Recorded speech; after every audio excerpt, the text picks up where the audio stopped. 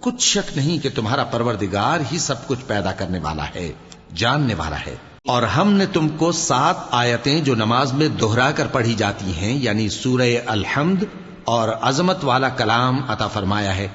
ہم نے کفار کی کئی جماعتوں کو جن کو فوائد دنیاوی سے نوازا ہے، تم ان کی طرف رغبت سے آنکھ اٹھا کر نہ دیکھنا اور نہ ان کے حال پر رنج و غم کرنا، اور مومنوں کے ساتھ تواضع سے پیش آنا، اور کہہ دو کہ میں تو علانیہ ڈر سنانے والا ہوں، اور ہم ان کفار پر اسی طرح عذاب نازل کریں گے جس طرح ان لوگوں پر نازل کیا جنہوں نے تقسیم کر دیا، یعنی قرآن کو کچھ ماننے اور کچھ نہ ماننے سے ٹکڑے ٹکڑے کر ڈالا۔ سو تمہارے پروردگار کی قسم، ہم ان سے ضرور پرسش کریں گے ان کاموں کی جو وہ کرتے رہے۔ پس جو حکم تم کو اللہ کی طرف سے ملا ہے وہ لوگوں کو بے دھڑک سنا دو، اور مشرکوں کا ذرا خیال نہ کرو۔ ہم تمہیں ان لوگوں کے شر سے بچانے کے لیے کافی ہیں جو تم سے ہنسی کرتے ہیں،